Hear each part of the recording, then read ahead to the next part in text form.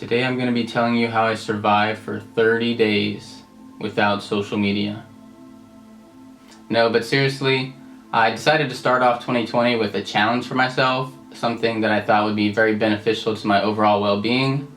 So, I deleted all social media except for YouTube for 30 days. That includes Facebook, Twitter, Instagram, Snapchat, and TikTok. Yes, I'm on TikTok. The reason I didn't delete YouTube was that I could use it for education purposes only, and I figured I'd have enough self-control to just scroll past all the videos that are, silly or just for like entertainment. With this challenge, I had two main objectives. The first one being reduce my screen time. I remember seeing a couple weeks in December where my average was around 5 or 6 hours of screen time every day, and there's a couple days where I was over 7 hours of screen time. So that was my first objective, was reducing that, because that is way too much time to be spending, staring down at your phone. So the second one would be productivity, being more productive with the hours that I'm not spending on my phone. I want to put them towards, things like working on this channel or working on my relationships with people or just being more productive overall. So those were my intentions going into it. Let's talk about my results. The first few days were a little weird. I found myself, picking up my phone as I do whenever I'm bored and going to where my social media apps are and realizing they weren't there. So it took probably 3 to 5 days to break this habit of picking up my phone every 5 minutes or whenever I'm bored. And after about a week, I saw my screen time average had dropped just a little bit, maybe like 20 minutes per day it dropped, and I realized that's because I kept YouTube and this game called Clash of Clans. So although I wasn't like mindlessly scrolling Instagram and Twitter every 5 minutes, I was still going on those apps to kill time, whenever I was bored or avoiding work. So then I decided to hide my YouTube app in a folder behind some other apps, so when I open up my phone, I don't see YouTube right away.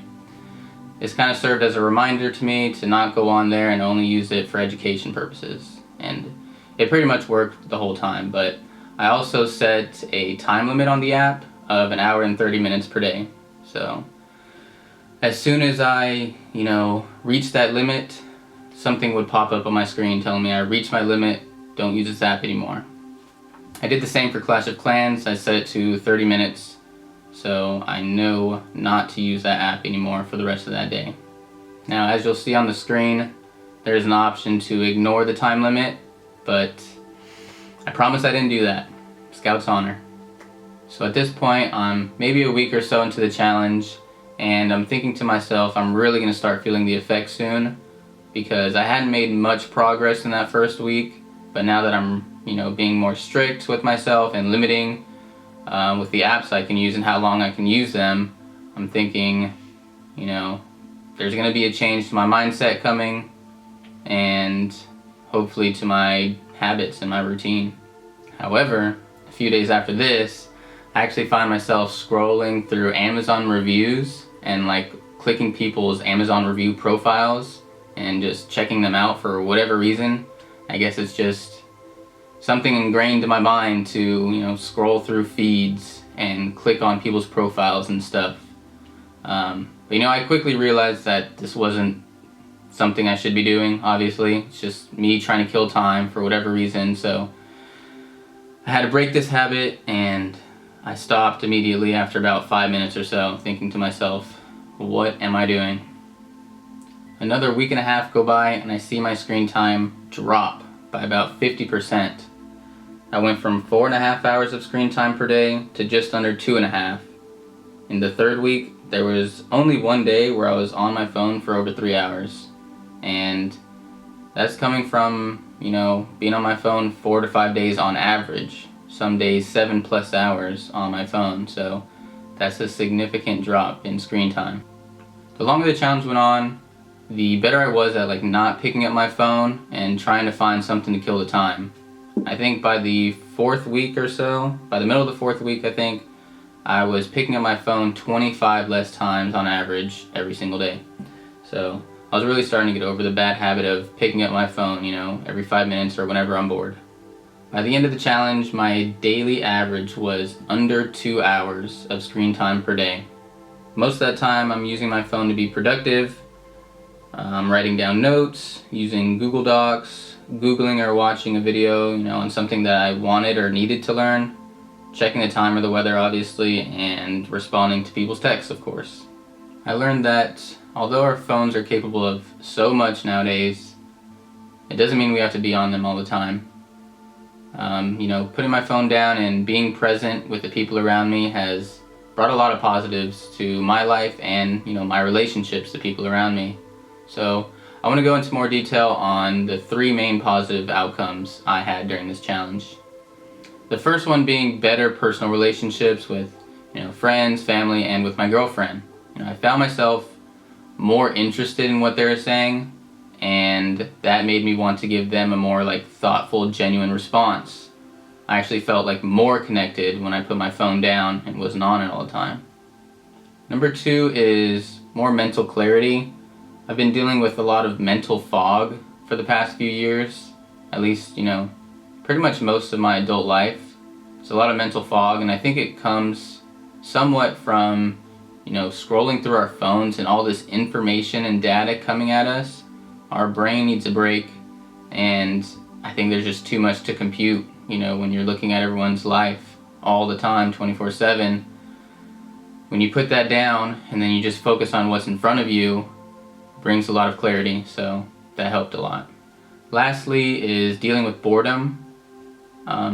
I think we go on our phones a lot because, we don't want to experience boredom. No one likes being bored, so it's natural to just pick up your phone and scroll Instagram and look like you're doing something, feel like you're doing something. So, forcing myself to put my phone down, I found ways to avoid boredom, more productive ways, such as just cleaning up some section of the house, cleaning up my room, reorganizing, decluttering. After you declutter and you reorganize your room and it's all clean, you feel good, you feel a sense of relief. So, figuring out those things to do when I'm bored, and just in general being more productive. I have a lot of goals for 2020, for this channel obviously, and then for my life in general. So I was able to get a lot done in terms of planning, shooting videos, and things like that for my future. If you feel like you can or want to improve on any of those 3 areas, I think it'll help a lot doing some type of challenge like this, even if it's not exactly 30 days or it's not all social media or whatever. Something similar could be very beneficial. With that being said, after 30 plus days of not being on social media, there's no way I'm going to go back to using it how I was. I'm not going to be scrolling mindlessly on my phone for 7 plus hours in one day. I want to go on Instagram and Twitter and all those different social medias with feeds and customize them. I'm going to unfollow all the negative people or just people that aren't benefiting me. I want to customize my feed to be more positive, and if I do find myself scrolling for hours, I want it to be people that can inspire me to do something or teach me new things. I don't want all the toxicity to be on my feed and sucking me in. I just want it to be positive. Somewhere near the end of this, I decided that I wanted to do a 30-day challenge for every month of the year in 2020 as a way to, challenge myself and improve in different areas of my life. I've already decided on the other 11 challenges, and I'll put them up on the screen as you can see now, as well as in the description of the video. I'll have them there just so you can see them. But if you have any other suggestions, that you think I should try or that I might like, maybe to replace one of these challenges, I'm definitely not attached to any of them, and I'm totally open to trying something new and mixing things up. So definitely let me know if you guys have any ideas. As you can see, next month's challenge is going to be meditating for 1 hour every day for 30 days. I'm hoping to keep the momentum going from this first challenge, and these two actually work pretty well together in the sense that meditation will also hopefully bring me more mental clarity, as well as give me something to do when I'm bored or having downtime. So, dealing with boredom in a good way instead of picking up my phone and mindlessly scrolling for who knows how long. Pretty new to meditation. I'd say I do it maybe 15 to 30 minutes per week, So doing it for an hour every day for 30 days, that's going to be tough. It's going to be challenging, but I'm up for it. Any tips you guys have, meditation guides, encouraging words, or videos, or whatever you guys have, send them my way, because I'm going to need some help through this. And I'll appreciate anything you guys can send me. So I looked into some meditation benefits that I might experience during these 30 days, and I'll list them off for you.